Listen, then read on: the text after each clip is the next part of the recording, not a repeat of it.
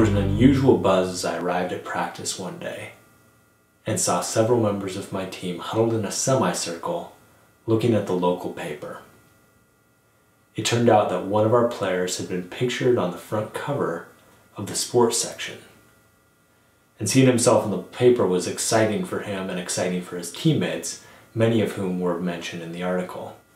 And that little newspaper article turned out to be a huge boost for our team.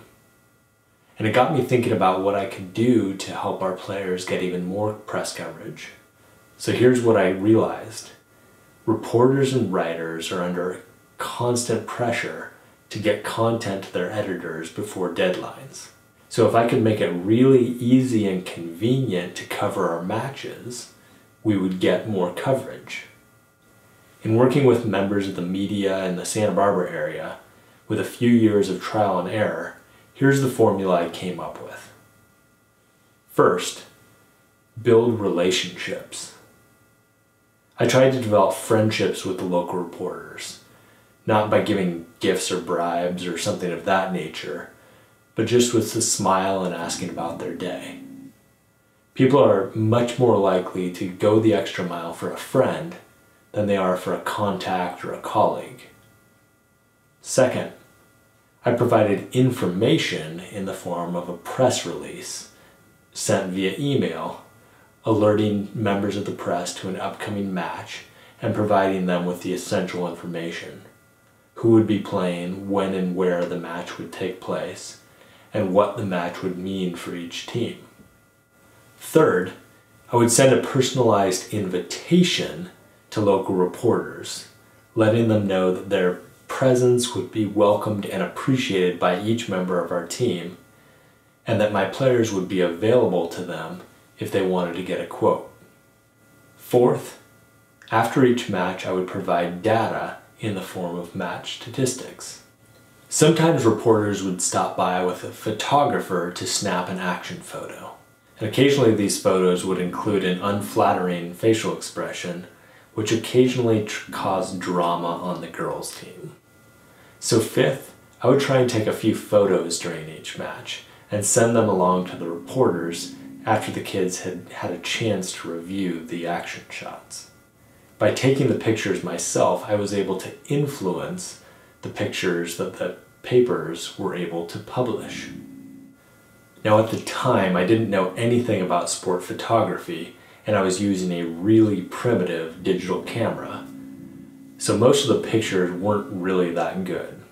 But after speaking with some professional sport photographers, I've learned what the pros look for when they're shooting a competition. First, they want to get the jubo shot, showing the jubilant emotional reaction after a great play.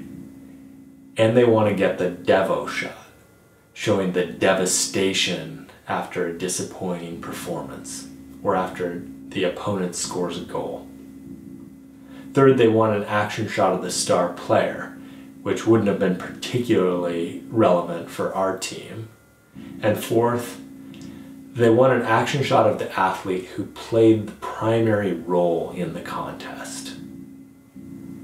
Sixth, I would suggest storylines for articles by providing talking points related to the narratives of each match. Things like the Coen brothers played together for the first time, or Corey hasn't lost a set in the last 10 matches, or Natasha's doctor encouraged her to continue playing despite her leukemia diagnosis, or Jason would be playing doubles on Thursday and would be playing defensive end for the football team on Friday night. Narratives are huge in sport media. Think about the pregame show before a televised event. The commentators spend most of the time setting up the narratives and providing backstories for the viewers. And they provide reminders of these narratives and updates as the storylines develop during the broadcast.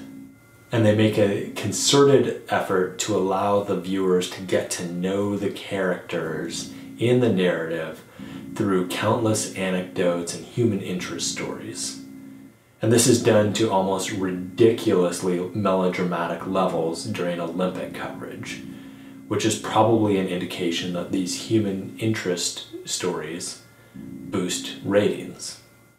Now, we certainly weren't going to supplant the Dodgers or the Lakers in press coverage, but we did get quite a few articles in the Santa Barbara News Press and the Los Angeles Times Valley edition. And because I considered it an honor to receive any sort of press coverage, seventh, I tried to send thank you notes to reporters who had taken the time to cover our tennis matches. Okay, elephant in the room. Who reads newspapers anymore besides your grandparents? Well, that's a valid point. But while the mediums have changed, the media hasn't. Remember that like water and electricity, humans tend to take the path of least resistance. So regardless of whether press coverage takes the form of newspaper articles, blogs, or other online formats, making it easy for reporters or writers to cover your team will help you get more coverage. Press coverage can supplement messaging efforts you might already be engaged in through new media platforms like Twitter and Facebook. And for a small program, almost any publicity is good publicity.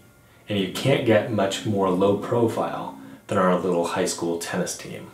Getting big press coverage for a small team begins and ends with relationships, especially if you want positive coverage. And if you make it really easy for reporters and writers to do their jobs by providing information, photos, and storylines that they need to write their article before their deadline, your little team will get bigger coverage. And although your players probably won't be huddled around a newspaper, you'll enjoy seeing their big smiles as they read about themselves on their little screens.